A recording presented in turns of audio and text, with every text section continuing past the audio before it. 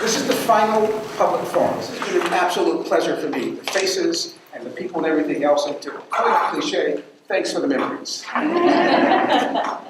Okay, with that, I'd like to introduce Dr. Tribley. Dr. Walter Tribley is the Vice President of Instruction at Wenatchee Valley College and Chief Administrative Officer of the Wenatchee Valley College, Omak Campus in Central Washington. He earned a PhD from Washington State University in Biochemistry and Biophysics, and he says, thanks for putting this title. And has over 15 years of experience in higher education. He also holds a Bachelor in Science in Secondary Science Education and Biological Science and a MS in Biological Science from the University of Idaho. With that, I'd like to introduce Dr. Walter Tribley. Thank you. Well, it's certainly a pleasure to be here. The chatter and the energy in the room before we started this reminds me of what a good decision it was for me to apply here. As often, you just were energized with each other. I don't know if we get these groups together very much, but the trustees and community members and faculty, staff, students, I hope. It just really lots of energy here. Reminds me of what the decision I made in taking this risk and applying. I didn't know that Dr. Garrison was going to be in the room today. I want to congratulate him and thank him very much. Since that's because he's not here. He could have easily have not continued his tenure here in these really unprecedentedly difficult times. And I was really proud of academics in general, wherever our leadership is, faculty, staff, in traditional academic administration, for that level of responsibility. It really is a tough thing to come in thinking as a candidate, look at $2.3 million deficit, and to take ownership of that and to provide leadership during these unsettling times is a huge statement of the quality of his character, the character of this institution, and I just want to say thank you. The other thing is this process should help us all. It reminds us celebration of community colleges, MPC, and so regardless of who you select, it's a great time for reflection, and I think that's instructive. So without further ado, I just have one question. How many of you have been to all of the forums, including this one today? Go ahead and raise your hands. Okay, well, congratulations for your dedication over and above in this important work, but I want to remind you we have repeatability limits. So you can stay, but we're not counting it towards our attention. All right, so there will be a test, but I'm the only one taking it. If you do select me as your president, I promise that this will be the last PowerPoint about me you'll ever hear. Okay, so Wenatchee, Washington is located right there in north central Washington. I'm going to go ahead and use a different pointer here so you can see a little bit better. So it's not much. It's located in Wenatchee, Washington. The Omak Campus is 90 miles north. It takes me longer to get to Omak than from San Jose Airport to here. That's 10,000 square mile service district. That's our service district. And over on the right is a picture of our campus from on top of the library. It's a beautiful campus. There's no funny business with focus there. It truly sits on the east side of the Cascade Mountains. So I put this here to not celebrate that campus, but that for me, this is a step forward. It's an opportunity. I'm not running away from anything. Those of you who may have had the misfortune to get into my life and talk to people back there must know that I'm not leaving a bad situation. I'm moving forward, both in my career, and I hope that you see that I am the right person for you at this time as well, and maybe particularly this time, given what we've been through lately. So I'm trying to advance there. Okay, so my background you heard about Washington State University for my PhD and University of Idaho for the other degrees. I put this slide here because I started with a passion in biology. I didn't know where my career was going to go. Sounds familiar to our students, right? And that's where I was. I'm a first generation going to college. My mom immigrated from Europe. She got her citizenship in her 40s. Neither of my parents went to college. My mother, thankfully, championed education for her two sons. And I'm a beneficiary of that. I didn't do well when I first got to the University of Idaho. I struggled. I got Fs. I didn't even know you could withdraw from a course. In fact, I thought, come on, if you didn't do well, just take the F. So I know this sounds a little bit ridiculous. This is way back when, and I'm from New York. I'm not from the state of Washington. I was raised in downstate New York. My passions became teaching, and I went, as you know, into secondary science education, and then that degree here that's kind of sounds different. That degree at the University of Idaho is a degree in biological sciences that prepares people to be community college educators. As you know, in the 60s and 70s, perhaps we had a lot of undergrad degrees in a content area and a master's in education. Nothing wrong with that present preparation. This was an alternative. Let's get that master's degree in a content area and make sure you understand sound teaching and learning principles. So it was in the Department of Biological Sciences. So that's what that degree was about, and my education plan was to be a community college educator, and I was. I'll talk to you a little bit about that. And then later on, of course, a degree, research degree from Washington State University. And in that experience at WSU, I was part of an NIH fellowship. It was a biotechnology training fellowship. I did an internship in industry in Seattle. I spent 3 months there as a student. Zymogenetics, beautiful on the shore of Lake Union. My research won a student award at an international competition. I did well in that regard, and I went on and I worked a little bit in private industry. So this is, rule number one, Walton PowerPoints. Although I did see some of the PowerPoints presented lately, we did go through them bullet by bullet. I'm not going to wade you through that career path. I want to point out maybe the bottom, the middle, and the top, and I don't rate those in importance. So I started in community colleges as a faculty member at Seminole Community College in biology, wrote an NSF grant. So in addition to teaching the things that we teach in biological sciences, and I saw a beautiful new life sciences building this morning, and aquarium and marine aquarium. I'm so proud of that. I wrote a grant that had to do with biotech education, and not only did we change the curriculum at the campus, but then I offered K-12 teacher training workshops. The few biologists in the room will recognize the time, late 80s, early 90s.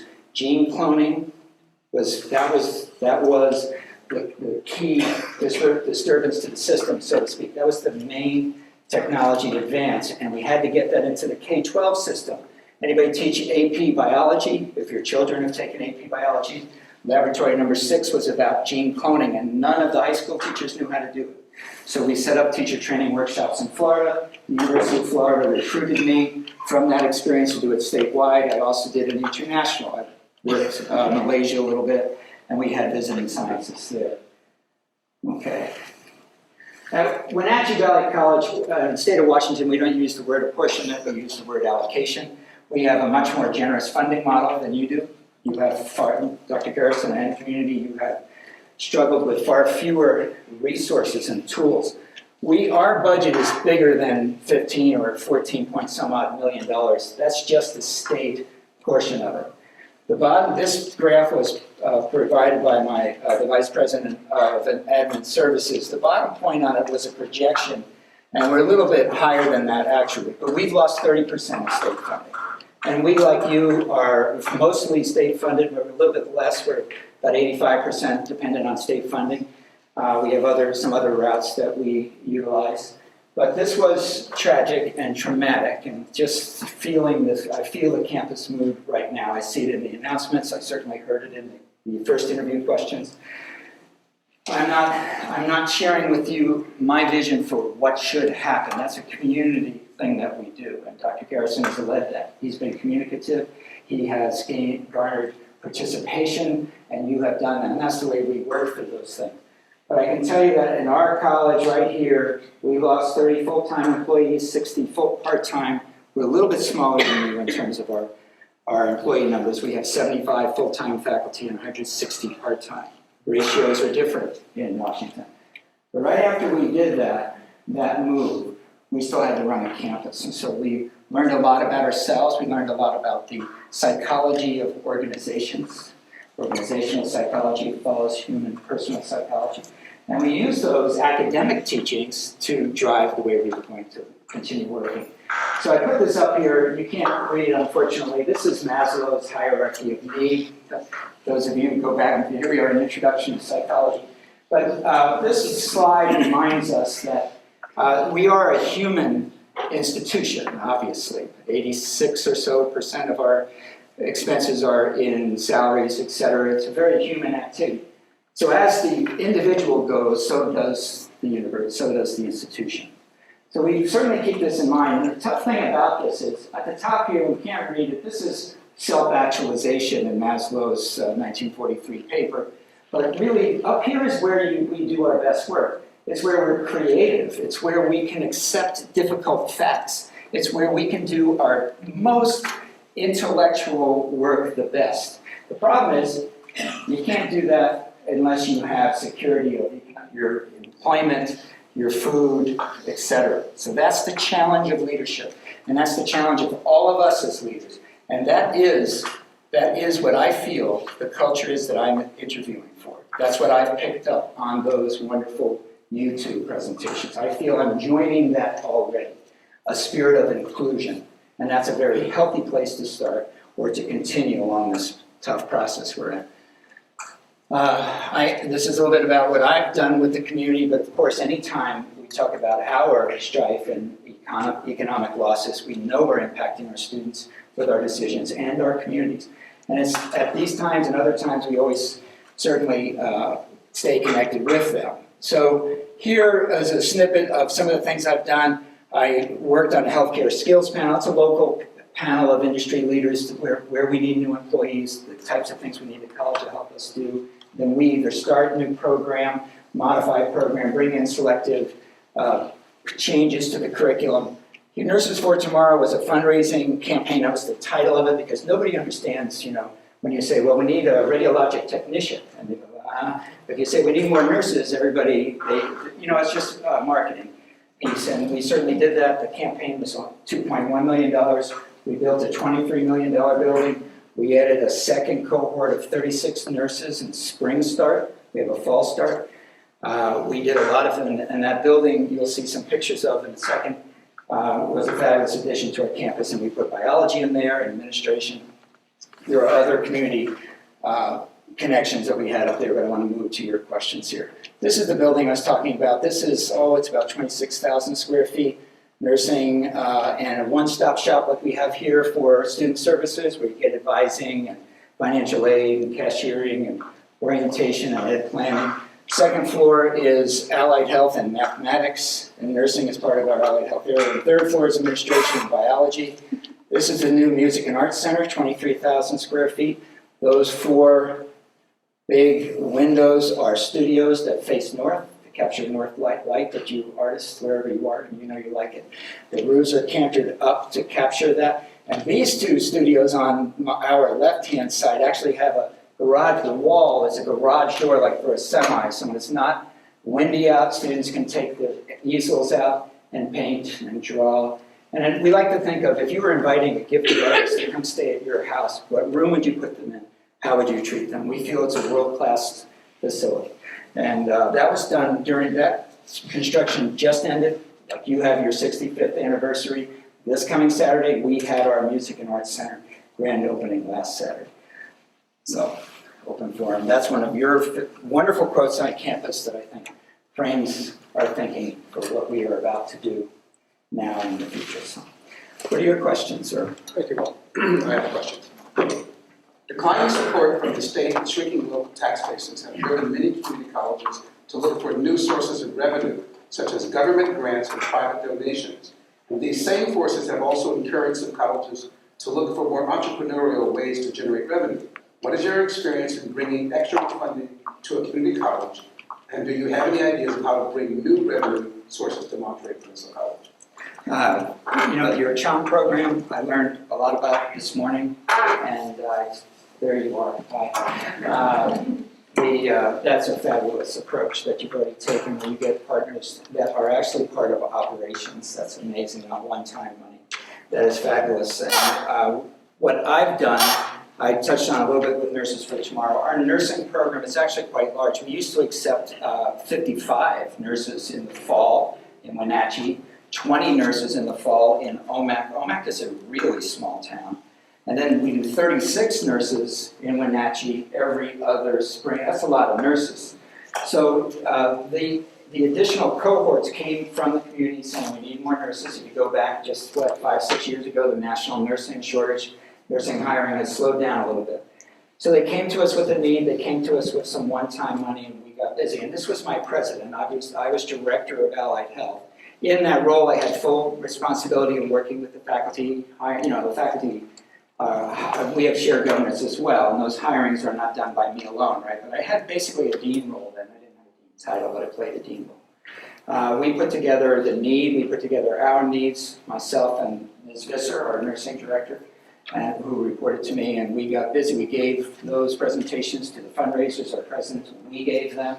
Every Tuesday night, it was either me or Linda in our art gallery where we held community forums for 2 years, donors coming through. We had CEOs of local hospital, the local clinic, the local long-term care, and we were part of a fundraiser. So we raised those funds. So it's $2 million. We still have more than half of that now because we were successful in getting state money.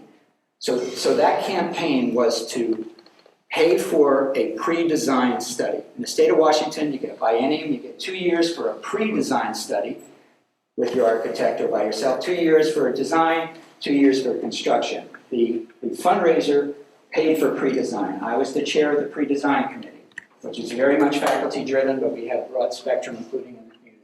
And we designed that beautiful building.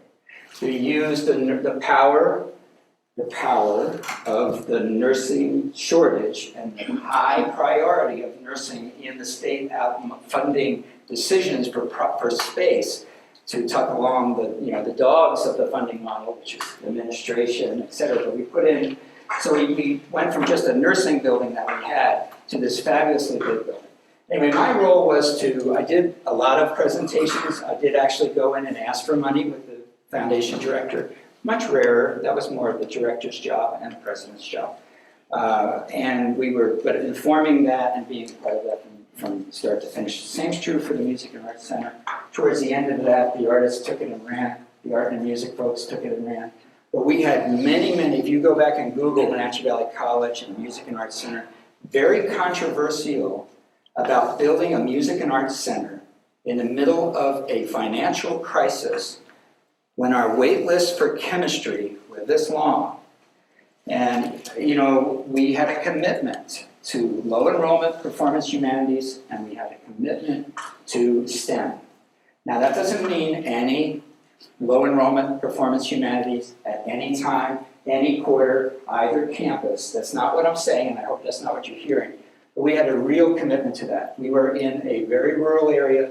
The college's mission was to provide a cultural center. Now, what better way to provide cultural opportunities for a very large and diverse and rural district than to be a go-to place for music and art. Anyway, those are some of the things I've done. I wrote a grant for high demand nursing funding where our funding came in at $9,000 in FTE. This was about 5 years ago to sustain the program. There were 100 on the table, 34 community colleges in the state. It was high demand competition, not just for nursing. Not all 34 have a nursing program, but probably 28 do. 100 high demand FTEs on the table, and Wenatchee Valley College is the 8th smallest school out of those 34. We're pretty small. We got 18 of those 100 high demand. So it was a very good project, and I wrote that grant. I wrote an NSF grant earlier in my career. I think we may have covered that, but I like the idea of the CHOM concept, and the more that we can do that in perhaps some other areas, the better. That it might be time for our local industry, not time, they already have, but we really need to turn to those partners perhaps and look for more sustaining ways that we can contribute to the college. And the college can look for more sustaining ways to really serve those industries and right with their bottom line. We need international students to help them open up markets in other countries. That could be a start. Thank you.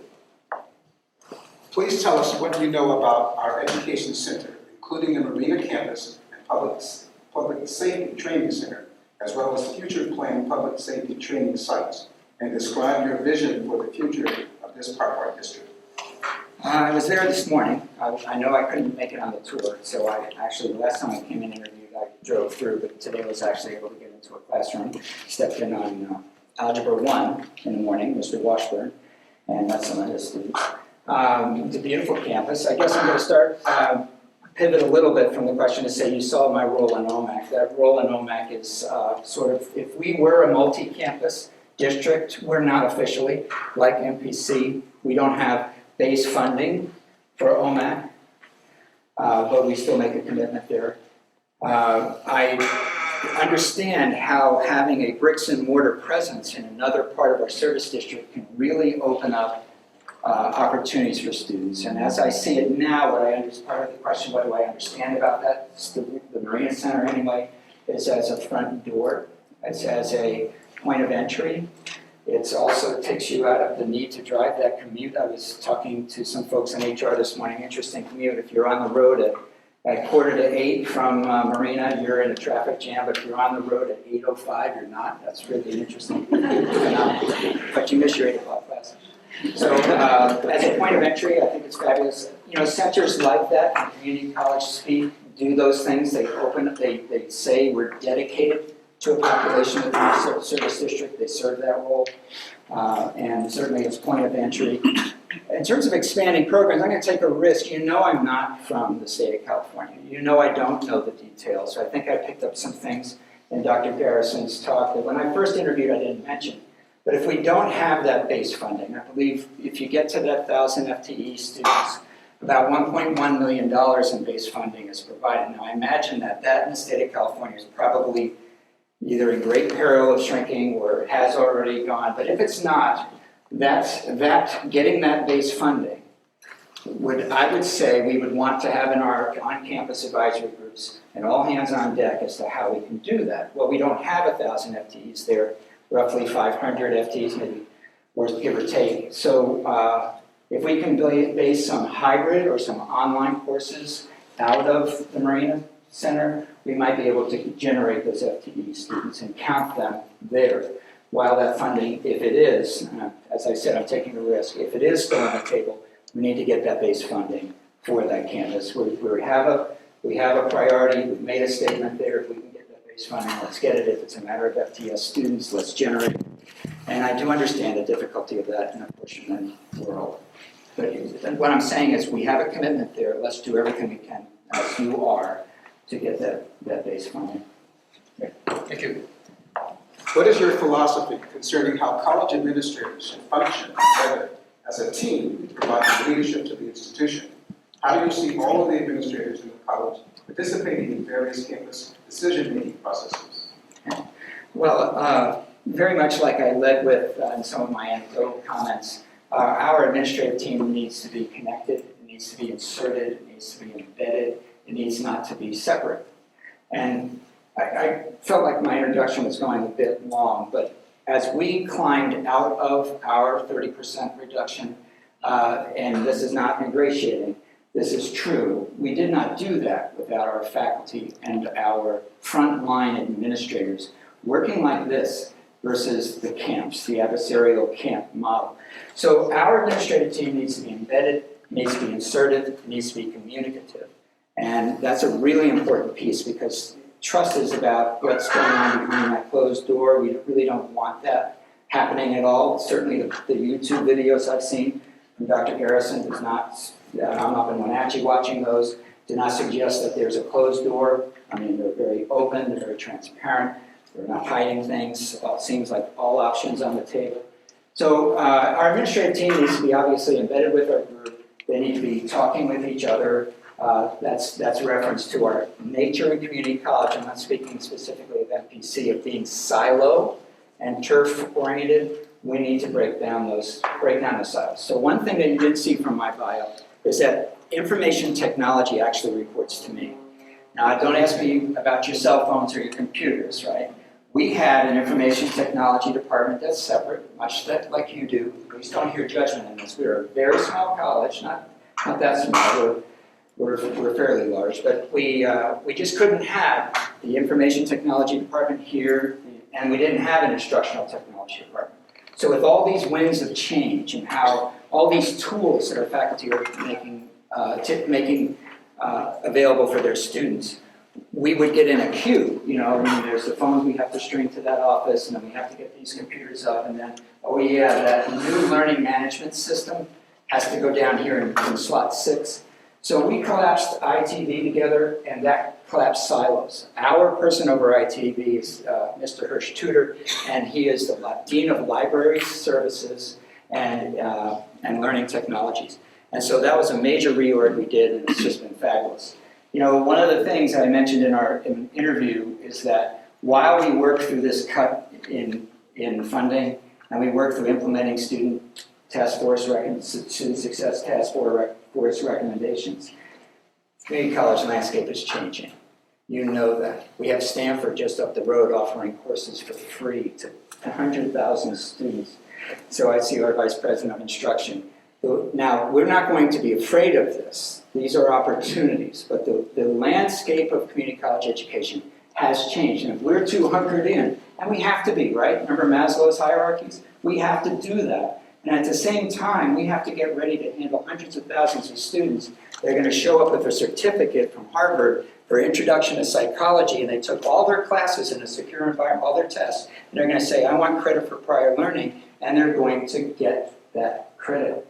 So those are some of the changes and some of the opportunities. So getting IT to be more totally ingrained into the system was the way we took our administrative team and forced that infusion. It's been fabulous. It's just been fabulous. Okay, thank you. Just recently, Governor Brown signed into law the Student Success Act of 2012. How do you think implementation of these mandates will impact student services here at MPC? Please respond with the assumption that Prop 30 passes this November, and again, as if Prop 30 fails this November. Okay. September 27th, I think, was that day that was signed in.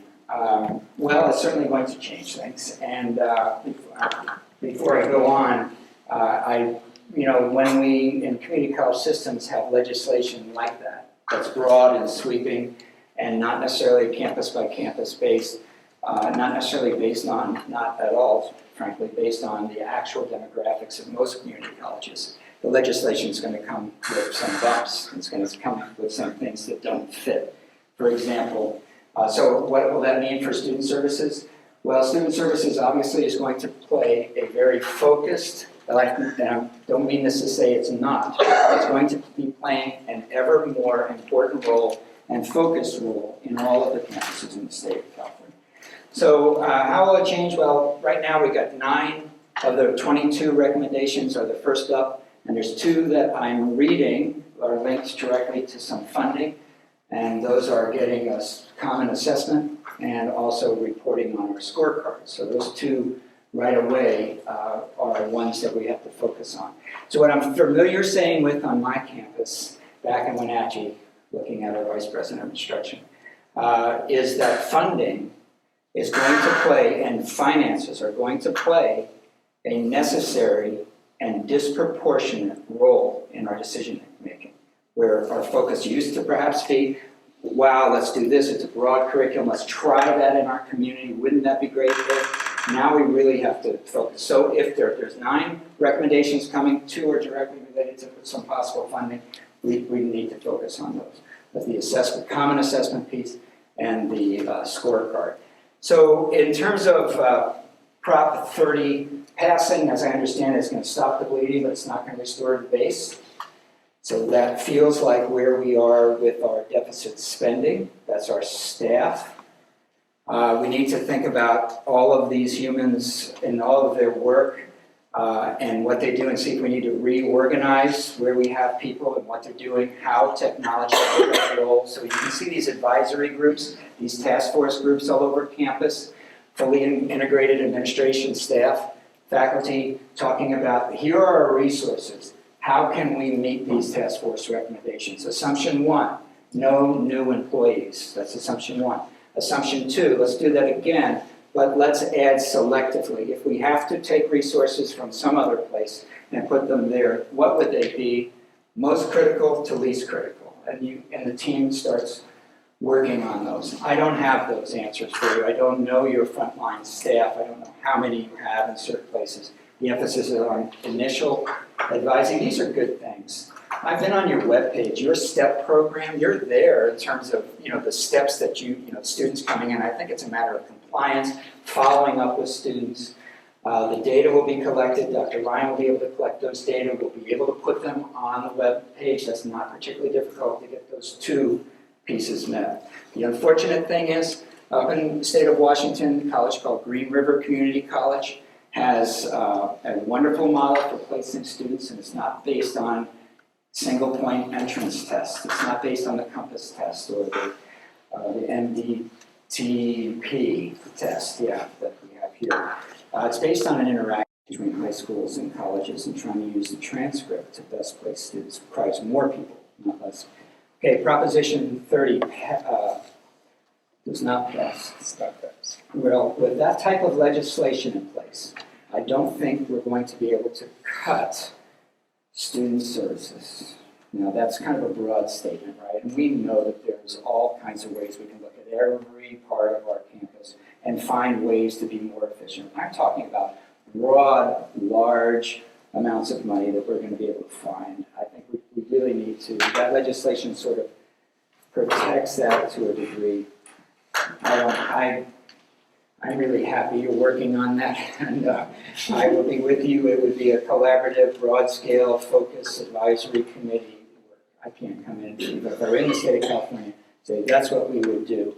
But the noble goal of trying to help students be more successful is what I would choose to believe is at the heart of it.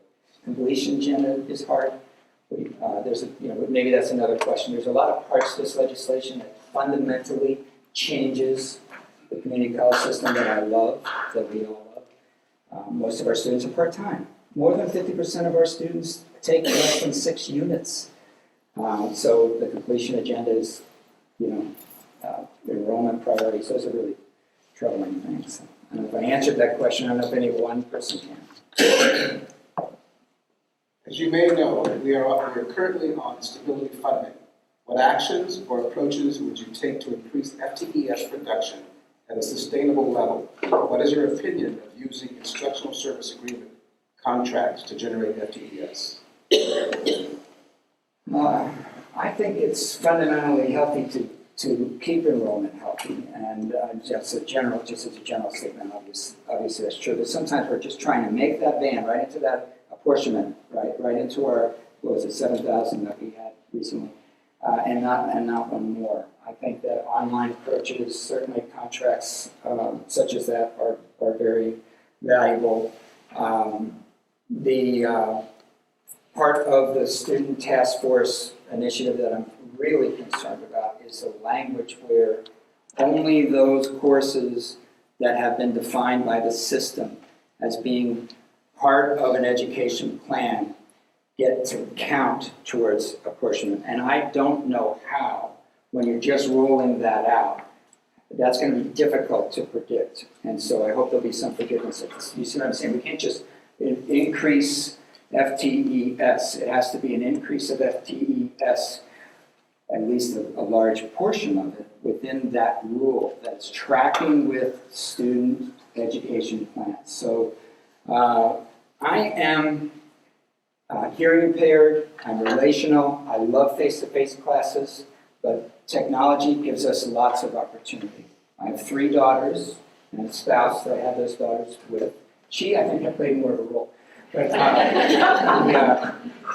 my oldest today is taking an online psychology class. She's gone back for a 2nd degree in nursing. She's doing an accelerated baccalaureate program, and she's choosing an online option because she doesn't have to fit it around her work schedule. She can work, she doesn't have, she's a waitress right now. She needs hours when she can get hours. So things like that are very helpful. So I think that through using technology for sure and opening up some markets in that regard will be very helpful. And I would certainly support the already ongoing initiatives for international students. We have that agreement with Cal State Monterey Bay, expanding those international students bring educational opportunities for our campus, not just the money that they pay. And Monterey has long been an international destination for a lot of reasons. I think we could really exploit that as well, bring in some different money. Thank you. The college has struggled with replacing technology as equipment and software becomes obsolete because of limited resources. How would you prioritize the replacement of these items? Well, I would prioritize this as very, very high. We're in the day and age of technology enhanced, and I'm not just talking about smart classrooms, but technology enhanced learning opportunities, learning management systems. They come under names like Blackboard, Angel, Canvas. We are converting to Canvas because Canvas will allow our students to use their cell devices better versus having to have a computer hooked up to fiber optics, which doesn't happen in north central Washington, where we serve Native American populations, we serve Anglo populations in very, very rural areas that don't have fiber. So it has to take priority. We're in a data-driven world. We have lots of options for our students. Having a common system at a college is expensive. I think we need to make that a priority. And we just got through with me tripping over the Prop 30 question. So, it has to become a priority. That communication, that seamless link between students taking classes, capturing their outcomes, contracts throughout the system. I'll point to our IT group and say that our local IT person has developed their own portal system. And any of you who've worked with PeopleSoft and those types of things, they cost millions of dollars, years of implementation. And our small IT group, we've just developed a homegrown portal. We didn't have a portal system for our students. We have a portal system. It's developing. Faculty are informing the population of that. Students are informing that. So I think a common system is essential. We need it to be efficient. We need it to identify our data, report our data.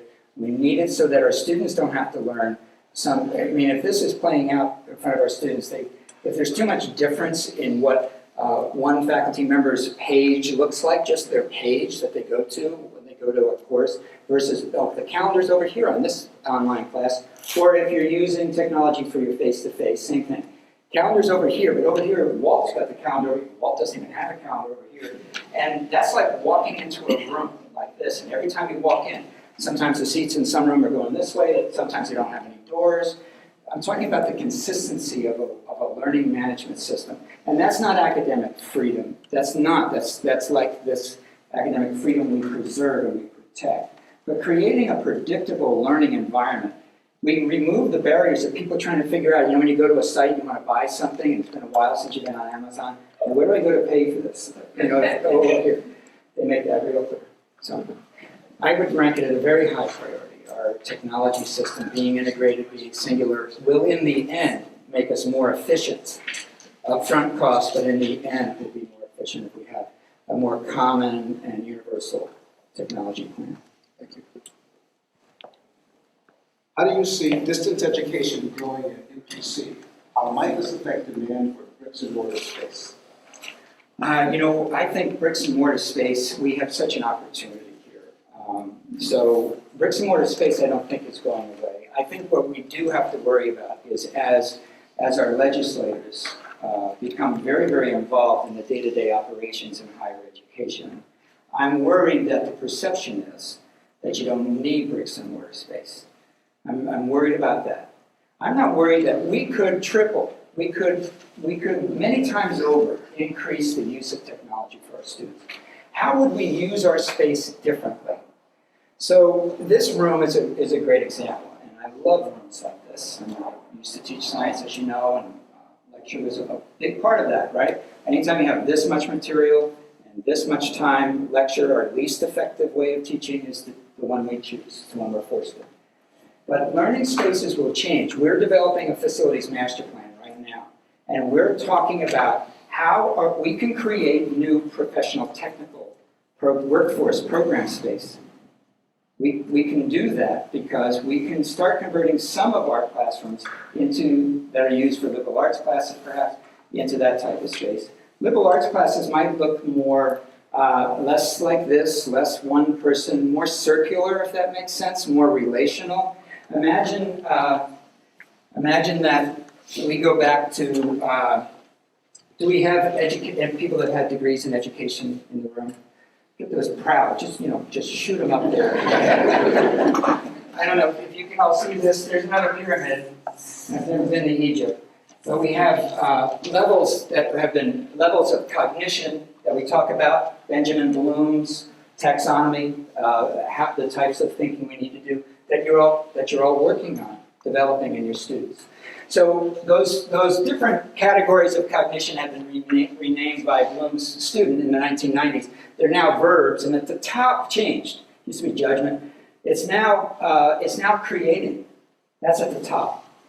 That's what we do in music and art, whether I get your vote or not. When people ask you the importance of music and art, when you go into a performance humanities class, 90% of it is working on the highest level of cognition, and 10% of it is, now in art you have to remember that white light is a composite of many different colors, and if you spread it out, you can see the different colors. And now we're done with lecture, and go get to work. And this is the way you make things look like they're far away or close. Okay, and then you work, and you get busy on creating. So up here is creativity, application, knowing things, ABC. But sometimes, like in my discipline, this, and I love my discipline, and this is necessary for all you science folks out here, a lot of my biology classes, and I'm talking about into my upper division biology classes or my chemistry classes, a lot, and I'm not dissing you now. I'm saying the words have many syllables, but I'm still in a mode of memory. The cell has many parts, mitochondria, the nuclei, the lysosomes, they do different things. These are their functions. That's memory, right? Imagine a classroom that's flipped. You know about flipped classrooms, most of you. A flipped classroom happened back in the 50s, and this is what it sounded like. I want you to go home and read J.D. Salinger's Catcher in the Rye, and come back, next week, and we'll discuss the first 2 chapters. That's a flipped classroom. The students are doing the content a lot on their own. The faculty member is getting them to talk to each other. They're getting them to learn from each other, probing, analyzing, developing their abilities to have an informed opinion. Because when it comes down to defending that liberal arts concept or why we put some of these classes in our professional technical disciplines, we want to move as a nation from people that, everybody has an opinion. And your opinion is just as important as mine. We want to move our college-educated group to that I have an informed point of view.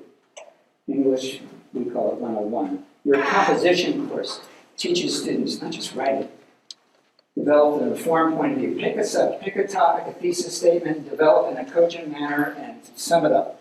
So a flipped classroom, we may use our bricks and mortar for more of this. And I would love it if I spent time and put my courses into some sort of electronic format. I'm talking about face-to-face classes now, not online. I'm face-to-face, you're all part of my microbiology class, and before you can go to lab this week, you're going to demonstrate on a computer here at the college or at home or at Starbucks or wherever you are, you're going to demonstrate that you have this level knowledge before you ever come into the lab. You're going to know all the little parts of the cells, you're going to have them memorized, and when you show up, our face-to-face bricks and mortar at MPC is getting more people to hear faster, further, faster.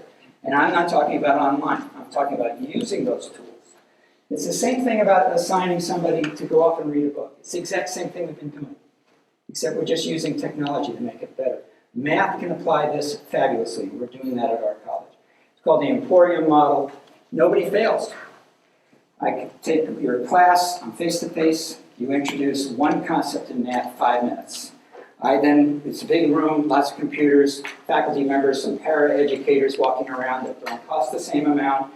It's the budget thing. And I am struggling with, I can't go and take the homework until I demonstrate I have concept knowledge of that concept on the computer. 40 students in the class, we don't have 40 yet. But I'm raising my hand and getting the attention. But all these other people are just breezing right through it. So I get my attention, and now I get, I got it. Then I do the homework, and once I get satisfactory in the homework, I breeze through that. Now I can take the pre-quiz. I'm still sitting in the classroom. And once I take the pre-quiz, then they let me take the quiz. I don't think it's going to cause us to lose bricks and mortar, but it's, unless we want the legislature to make our decisions for us. So let's put into our facilities plans ways that we can, if we're teaching business, let's put on, you probably already are, but let's put on some business meetings. Let's have a mock business meeting with that class time. Let's have students engaging in that way. and off campus do some of this content. That's the Khan Academy.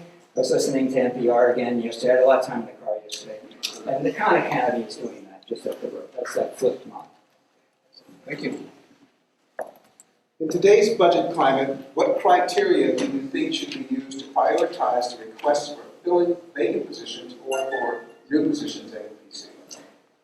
Okay, so in light of what I've just shared with the group, if we were to come together and say that we have a focus on getting a common technology, if we had an institutional initiative like that where we need to really focus on getting a universal web-based format that settles us down, not having everything different in different employment classes with this group of the faculty here, that group of the staff there, using different machines and software. If we had an initiative like that, that would have to take some priority. But otherwise, as a blanket statement, we need to look at the point of the bullseye, the drop of the water in the lake. We need to care for our students. We need to put a priority on those folks that are closest to our students and helping them do well in the classroom. And that's not just the faculty, but that's where we make our priority with that, and then we move out. And that's why at Wenatchee Valley College, when I talked about some of the folks that we lost, most of those, none of them, we didn't rip a single faculty member. The faculty that left were, we had retirement incentives for that to happen. But we looked for who was farther away from that. We don't use words like essential, those types of nonsense types of things that ruin the morale of campuses. But we do know that some of our work is closer, and when we have vacancies there, we should make every effort. And when they are in disciplines that are historically very difficult for students, in a climate of success agenda, where funding is going to be matched there, I think, and I certainly don't want to put any pressure on any one of you, but I think we would have discussions even within instruction, right? Within the faculty vacancies, let's say, this is where the risk comes in for all of us. If we're really struggling in mathematics, math is difficult. It's difficult. It's difficult. It's difficult everywhere. It's that intermediate algebra, isn't it, you math instructors? When you go from numbers to letters, yes, that's the stumbling block. That's not a place where we really, if we're going to, that's a good place to invest more. Because our students, in terms of 15 units in college, 30 units in college, 60 first college level math, speed to degree, math is the barrier for many students. That's not one I would break. So even within the instruction, the drop of water at the center of the bullseye, I think we need to, it's very difficult to prioritize disciplines, but I think if we look at it within the student success initiatives, we need to let that disproportionate emphasis on funding help us make some of those decisions. So math, as one example, would be a place where I think we'd look to replace right away. Thank you. Being as specific as possible, how do you see the community college landscape, and NPC in particular, 5 years from today? I kind of touched on it a little bit. I really see the landscape being a fabulous opportunity for us to bring in different styles of courses, I guess. Truly, I'm not going to go back over, but those times when we can use our face-to-face interactions with students for co-curricular activities, for student support, making MPC the choice. Yeah, I could go to another school or take a course online from somewhere else. But when I come to MPC, I get great student services. The faculty know my name. When I'm in those classes, I'm engaged, I'm talking. You're all adults, and the education level in this room is sweeping. And listening to me talk for this long, you all have opinions. When you read the books about adult learners, you want to participate right now. You want to jump in there. Let's make our classes like that. So I think in 5 years, we're going to have more, where if I were teaching a standard lecture or science course, I would want to have more interaction. Now, if I'm in this kind of classroom, that's going to be tough. It's going to be difficult. So I see a lot of actually efficient use of spaces, the hybrid model where students might come in to the same room, taking a 3-unit course, and they show up for 1 hour a week in the same room. You can put a lot of courses into one facility. So there is some efficiencies there, and I'm saying efficiencies. I'm not talking about, I'm talking about efficiencies in dollars and space. I'm not talking about You know, it's really efficient if our students don't have to spend a lot of time with us. That's not efficient. It's not good. So I don't want to be misinterpreted there, but again, please keep in mind that the budget is going to play a disproportionate role in our decision making. Thank you. What experience do you have with program discontinuance? With program discontinuance? Okay, yeah. So we had, so my personal experience is going to be tough with your focus up the road at Fort Ord, but in Wenatchee, Washington, our fire science program was not a place that our local Wenatchee Fire Department, our largest potential employer, would not look to our graduates to be the ones. I'm not telling any fibs there. They have, or being inappropriate. We had a great program that if a person wanted to become a fire chief, they needed to get that degree. But they tended to hire people within. It was labor. It was a labor culture where people that came to that fire station and stayed in there, they got the job. So here we are in little Wenatchee, Washington. We can't afford to send our students, our graduates over to Seattle 2.5 hours over the mountains. Might get jobs, might not. So I canceled that program with our faculty. The same faculty member who was teaching that didn't lose his job, Bruce Morigi. He also taught EMT, and the EMT program went as well, and he's still retained. He's our safety officer. Along with the exact same time that this was happening, more requirements for homeland security type of needs came to play, and he certainly filled in that role. And at this point, we're offering EMT programs at continuing education. When we need to, we'll go out and teach those. Natural resources, we're up in the North Woods of Wenatchee. Actually, it's in scrub steppe environment, lots of sagebrush, lots of ponderosa pine.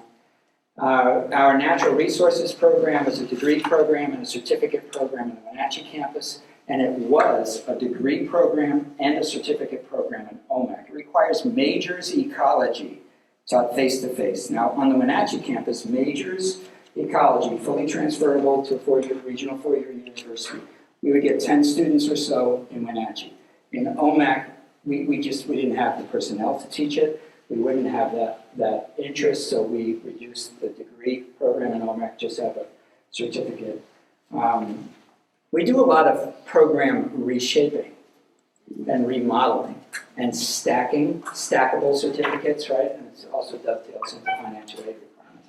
So a lot of the programs we haven't canceled, we have simply shuffled them to make short-term stackable certificates within a longer-term degree so the students are still financial aid eligible.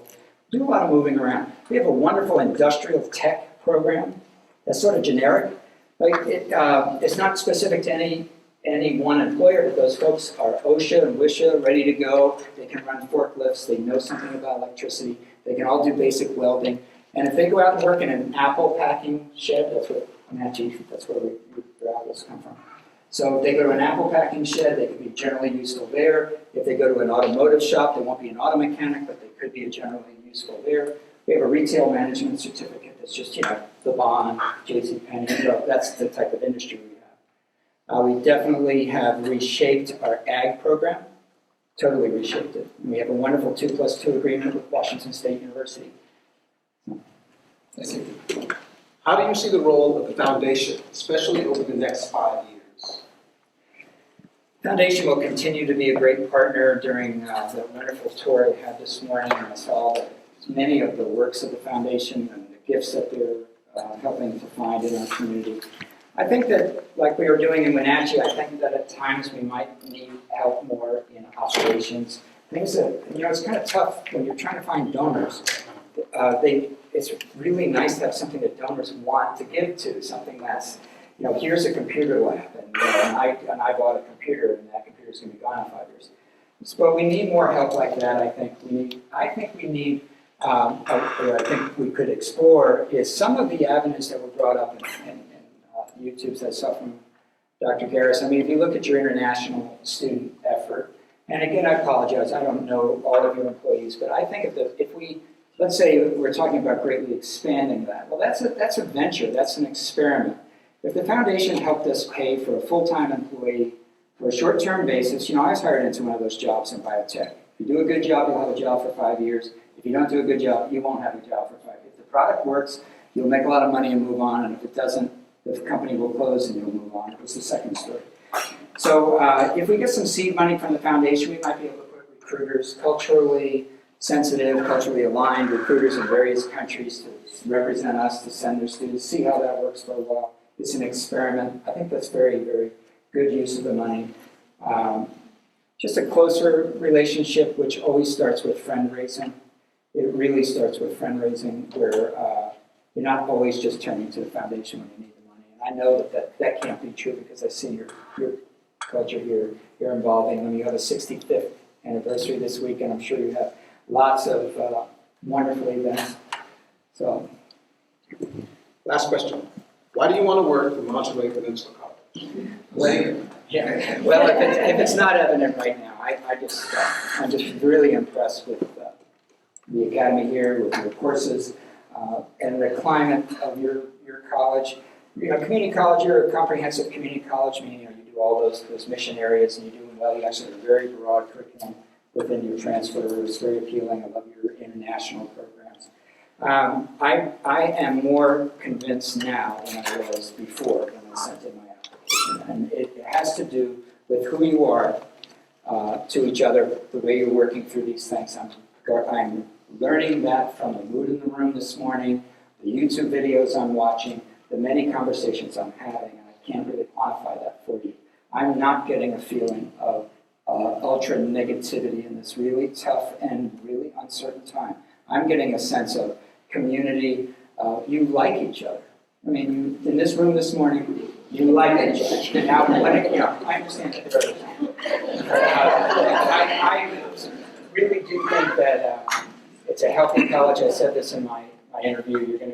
We're going to continue to go through some very difficult times together. I think you're on a real strong foundation. You've got a great community link. Our foundation is working well. Good relations with our community. And I just have a lot of faith in what I see. I hope I'm the right person. I've been through some of the same things. I'll focus on leadership at all levels, not just me, obviously. It can't just be that. It can't just be at that level. And empowering, clearing paths. I hope you agree as well. Thank you. Please join me in thanking Dr. Tribley.